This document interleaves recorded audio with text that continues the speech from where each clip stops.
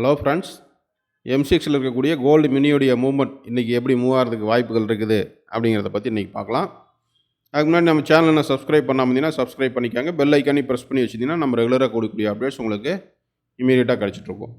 நம்ம புதன்கிழமை என்ன எதிர்பார்த்துருந்தோம் அப்படின்னா செல் சைடு மட்டும்தான் ப்ரைஸ் மூவ் ஆகிறதுக்கு வாய்ப்புகள் இருக்குது அப்படிங்கிறத பற்றி பார்த்துருந்தோம். அதே மாதிரி செல் மூவ் தான் நல்லாவே கொடுத்துருக்குது. இன்றைக்கும் பார்த்திங்கன்னா ஒரு 1900 பாயிண்ட் கேப் டவுன் ஓப்பனில் நடந்து ப்ரீவியஸாக இருந்த இந்த பாட்டமை பிரேக் பண்ணியிருக்கு. அதாவது இந்த லோ வந்து ப்ரைஸ் பிரேக் பண்ணியிருக்கு. பிரேக் பண்ணிவிட்டு இப்போ ரிஜெக்ஷன் ஆகிட்டுருக்கு.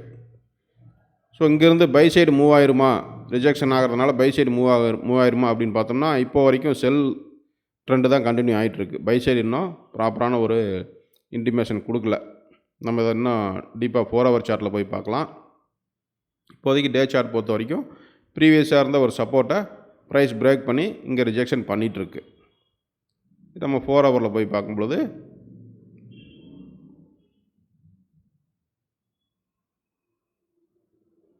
நம்ம இங்கே 4 ஹவரில் நம்ம கிளியராக பார்த்துருந்தோம்.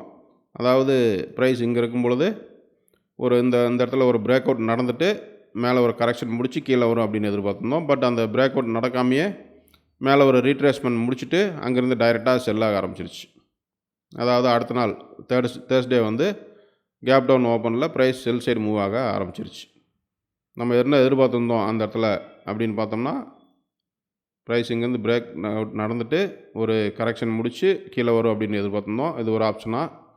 அல்லது இங்கேருந்து ப்ரைஸ் வந்து நேராக இந்த level trend line level resistance level அதாவது சப்ளை ஏரியா வரைக்கும் போயிட்டு அங்கேருந்து ரெசிஸ்டன்ஸ் எடுத்து கீழே வரும் அப்படின்னு சொல்லி எதிர்பார்த்துருந்தோம். மொத்தம் 2 ஆப்ஷன் இதில் வந்து எதிர்பார்த்துருந்தோம். பட் அது வந்து ஃபஸ்ட் ஆப்ஷன்லேயே இங்கேயே வந்து ஒரு ரீட்ரேஸ்மெண்ட் முடிச்சுட்டு டைரெக்டாக கீழே வர ஆரம்பிச்சிச்சு. நம்ம எதிர்பார்த்துருந்தோம் ஆல்மோஸ்ட் இந்த லெவலில் எதிர்பார்த்தோம். அதாவது 1,47,600 வரைக்கும் எதிர்பார்த்துருந்தோம். பட் அந்த ப்ரைஸ் என்னன்னா அந்த நல்ல ஒரு அக்ரஸிவ் மூவ் கொடுத்து இந்த பாட்டமே பிரேக் பண்ணியிருக்குது. அதாவது 1,44,328 அந்த லெவலையுமே பிரேக் பண்ணி இது இப்போ இருக்க ஃபார்ம் பண்ண லோ எவ்வளோன்னு பார்த்தோம்னா 1,43,688 கிட்டத்தட்ட இந்த லோக்கு கீழே 640 பாயிண்ட் வந்து பிரேக் அவுட் நடந்திருக்குது. நல்லாவே ஒரு பிரேக் கொடுத்துருக்கு. இப்போது ரிஜெக்ஷன் ஆகிட்டுருக்குது. 4 ஹவர் டைம் ஃப்ரேமில் பார்க்கும்போதும் ப்ரைஸ் வந்து ஒரு ரிஜெக்ஷன் மாதிரி தான் மூவ் ஆகிட்டுருக்கு. பட் நமக்கு என்ன இன்டிமேஷன் கொடுக்குது அப்படின்னு பார்த்தோம்னா செல் சைடு தான் இன்னும் ப்ரைஸ் இருக்குது. பை சைடு இன்னும் ப்ரைஸ் சேஞ்ச் ஆகலை. ஸோ இப்போ நம்ம இந்த இடத்துல என்ன பண்ணலாம் அப்படின்னு பார்த்தோம்னா முடிஞ்ச அளவுக்கு இந்த மூமெண்ட் பை சைடு போகிற மூமெண்ட்டை விட்டுட்டு எங்கெங்கெல்லாம் செல் கிடைக்குதோ அங்கே நம்ம செல் சைடு ட்ராவல் பண்ணுறதுக்கு தான் ட்ரை பண்ணணுமோ ஒழிய கிடைக்கக்கூடிய பையை வந்து அவாய்ட் பண்ணிக்கணும். ஏன்னா ப்ரைஸ் இன்னும் செல் சைடு தான் இருக்குது. பை சைடு சேஞ்சஸ் ஆகலை. சின்ன ஃப்ரேமில் கூட பை சைடு வந்து அது சேஞ்சஸ் ஆகலை. ஸோ நம்ம இப்போ ஏதாவது ஒரு கரெக்ஷன் மூவ் மேலே நடந்தாலுமே அதை வந்து முடிஞ்ச அளவுக்கு அவாய்ட் பண்ணிக்கணும். ஃபஸ்ட்டு இந்த லைனை வந்து டெலீட் பண்ணிவிட்டு மறுபடியும் ஃப்ரெஷ்ஷாக வரைஞ்சிக்கலாம்.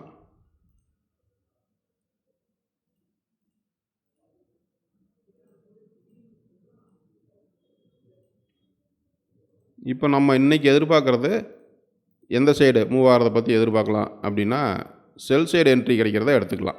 பை சைடு கிடைக்கக்கூடிய என்ட்ரியை அவாய்ட் பண்ணிக்கலாம். எந்த டைப்பில் செல் என்ட்ரி கிடைக்கும் அப்படின்னு பார்த்தோம்னா இப்போ இந்த லோ பிரேக் பண்ணி ப்ரைஸ் வந்து ஒரு கரெக்ஷனுக்கு ரெடி ஆகிட்டுருக்கு. சப்போஸ் இந்த பிரேக் வந்து ரிஜெக்ஷன் ஆகிறதுக்கு வாய்ப்புகள் இருக்குது, இல்லாமல் இல்லை.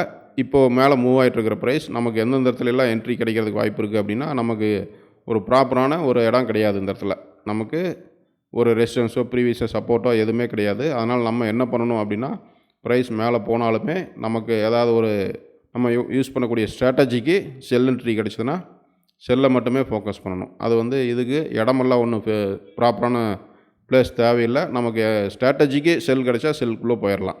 இங்கே வந்து போகலாம் அல்லது இங்கே வரைக்கும் கூட போகிறதுக்கு வாய்ப்புகள் இருக்குது. நம்ம இன்னும் ப்ராப்பராக ட்ரெண்ட் லைன் படி பார்த்தோம்னா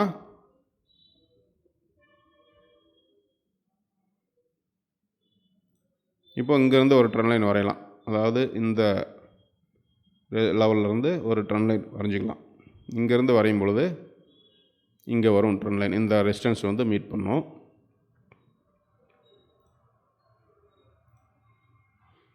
இப்போது ப்ரைஸ் இப்போ மூவ் ஆகிட்டு இருக்கிற ப்ரைஸ் வந்து இந்த லெவல் வரைக்கும் போனாலுமே செல் தான் இருக்குது நமக்கு. இந்த இடத்து வரைக்கும் போனாலுமே நமக்கு செல் மட்டும்தான் இருக்குது. இதை பிரேக் அவுட் பண்ணி ஏதாவது ஒரு ரீட்ரேஸ்மெண்ட் முடிச்சு மேலே போனாலுமே அடுத்தது ஒரு ரெசிஸ்டன்ஸ் ஏரியா இந்த லெவல் இருக்குது, இன்னமும் ஆக்டிவில் தான் இருக்குது. நமக்கு இந்த ட்ரெண்ட் லைனும் இங்கே எக்ஸ்டெண்ட் ஆக ஆரம்பிச்சிடும். ஸோ நம்ம இங்கே எல்லாம் எங்கேயுமே நமக்கு பையை முடிஞ்ச அளவுக்கு அவாய்ட் பண்ணிக்கணும். செல்லை எங்கே கிடைக்குதோ அதை ட்ரை பண்ணலாம், பையை முடிஞ்ச அளவுக்கு அவாய்ட் பண்ணிக்கலாம். நம்ம இன்றைக்கி பார்த்திங்கன்னா அமெரிக்கன் பேங்க் லீவு, அதாவது அமெரிக்கன் மார்க்கெட் லீவு.